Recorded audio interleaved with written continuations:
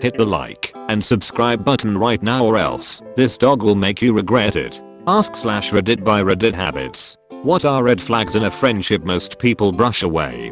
Continually feeling like you want to say something, but should hold your tongue. I'd like to add to this, but I think I'll hold off. Hey, he's not your friend, buddy.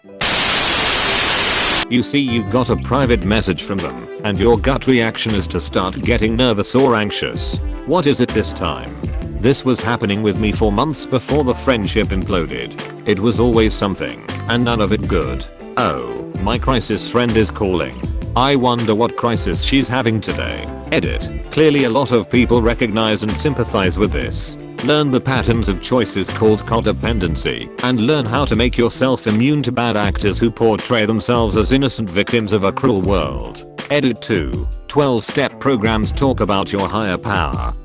If you don't believe in an ancient tribal sky god, and it offends you that others want you to, then clearly that's not your higher power. Yours is probably truth or freedom. The list I linked above is not a series of prayers or chants. It's a list of choices that people tend to make when they don't have the instincts to deal with hurting and or manipulative people.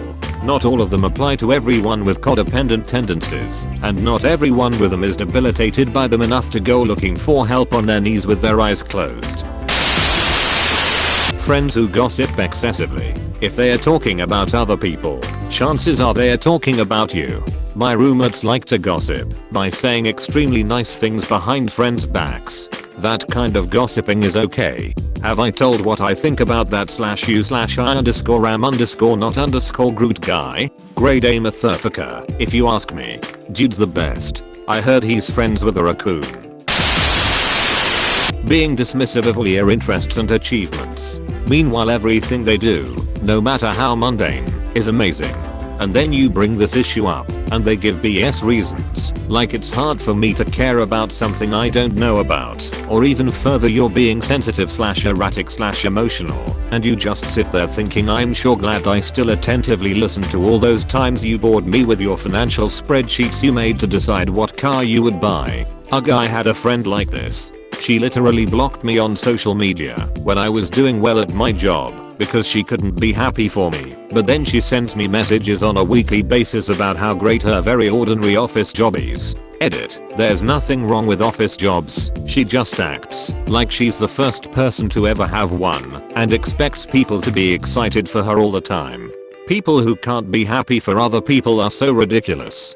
How hard is it to give a thumbs up or say that's awesome, good for you, and carry on? Always asking for favors, but never there when you need them to return one. I remember one time I needed a lift halfway across the UK and none of my friends would take me. One of my online friends who lived not too far away, who I help out a lot, just said, "Say no more, I'll be there in 15 minutes, get your shit." Safe to say he is one of my closest and best friends. I had back surgery in 08, and I didn't see hide nor hair of any of my RL friends, but an older lady I had met on the Sims 2 message board sent flowers, called me every day, and bought me a subscription to an online game site, so I'd have something to do while I recovered. She was in Seattle, and I'm in Ohio. Eventually she moved to Florida, and we drove down so I could meet her. We remained friends until she passed a couple of years ago. I miss her so much. They only talk to you when all of their other friends are gone. Same happened to me. Made me wonder if I was just too boring or wasn't considered enough of a best friend.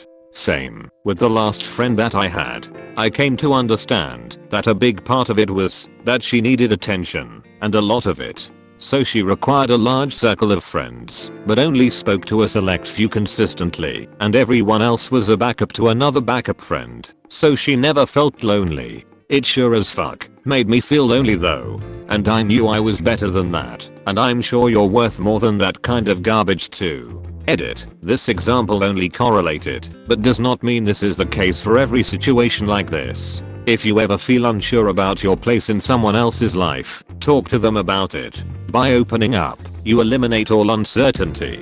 Worst case scenario, you know where you stand and whether or not you need to move on. Be excellent to each other. One up of friends. I just had this 2 hours ago. I was shopping and a cute girl just said hi while walking by. Just a hi made my day, and so I was telling my friend about it. He said nice and then told me how yesterday a sexy coworker just comes to him and kisses him. Reason: she just wanted to. This was kinda the moment I realized he is full of cow excrements. Your friend must be my roommate, because according to him every woman in the world wants to do him.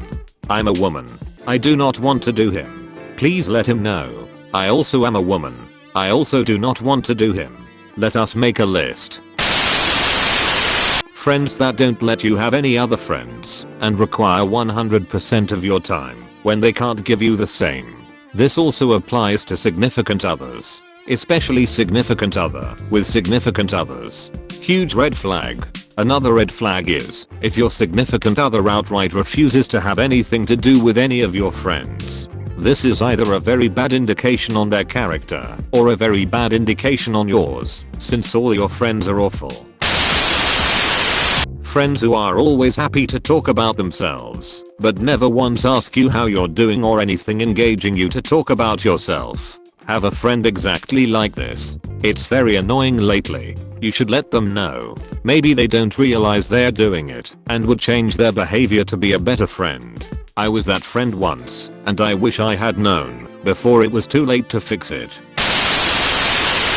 Inability or unwillingness to apologize when he or she does something wrong. It's symptomatic of an ego issue that will eventually infect every aspect of your friendship. Feel this one. Had a friend like that who always managed to put the blame on me, and it made me so frustrated that at one point I snapped when a common friend of us experienced that same toxic behavior. She found out later and got super mad at me for trash talking her. Lol, maybe I'm the bad guy. My best friend in high school once specifically requested for me to post a picture of us for National Best Friend Day or some similar holiday. I asked if she'd be posting a picture of us too. No, I have a lot of best friends, but I'm your main best friend, so you should post a picture of us, was her response. The next couple years were full of backstabbing and gaslighting, complete with occasional fallings out, until we finally stopped speaking. Looking back, I can't believe I didn't see it coming. Good riddance to her. That's awful that she said that to you, and I hope you've better, more considerate people in your life to appreciate you. I do. That's very kind of you to say. When they push other people out of the friend group. It happened in my group, where there were 5 of us. She joined and basically bullied 3 out of the group. But it wasn't obvious bullying. A lot of things change. Next thing I know, I'm being treated like shit to the point I hate myself. Me and my friend managed to leave and make friends with the original 5 again. The one that kicked everyone out is very social and no one RLY likes her. BC, she's not nice, but she's now found herself with no friends. I knew a guy like this in high school. He kept trying to get other people to leave out group, and he'd always try to manipulate the rest of us into hating them. He tried it with every single person in our group, and I'd assume that includes myself. He actually did manage to get one person to leave, but everyone else wouldn't listen to his shit when he tried to turn it onto them. I knew the guy since 6th grade, and I wanted him to leave 4 years at that point, but I never knew how to bring it up without sounding as toxic as he did. Anyway, it's not like he had any other place to go either. He had no other friends besides us. The guy was also super smart, and he was in this accelerated program so he could graduate high school a year early. There was one other person in our friend group who I was getting the impression didn't like him either, so I admitted to her that I hated him, and she agreed with me, to my relief. After he graduated, the rest of the group and I all admitted that we couldn't stand him either. We all shared stories about the awful things he did, and we were all closer than ever in our senior year. After that, the toxic guy also tried getting in touch with all of us at one point or another after he graduated. None of us ever answered him. Funny enough though, the guy put one of my friends in a group chat together with people in his college at one point, and they clearly hated him just as much as we did. It was nice knowing that jackass got what he deserved in the end. They don't ask about you, they just turn every conversation about themselves. When you talk about exams they don't ask you how you did, they just talk about themselves. When you talk about not sleeping well they talk about how they didn't sleep. When you tell them you broke up with your significant other they talk about their significant other, etc. Some people think that is how you show empathy, by showing you have similar problems. It becomes a real problem when they combine it with being a topper. I slept awful last night. Woke up at 3 and just gave up. Ugh, me too. I never did fall asleep and I just laid on the couch all night. Me and one of my friends really have struggled with this in the past. I always thought I was empathizing, but I was really just making it about me. It's taken work to not talk about myself and instead just listen. Reading these comments are helping to calm my anxieties about whether or not I'm a good friend. So thanks for that y'all. Another sign of a bad friend is no self-reflection. Sounds like you don't fall into that category either. Vampires can't be good friends? Say it ain't so. That's because they suck. Thank you so much for watching till the end. Don't forget to like and subscribe to keep up with our daily videos.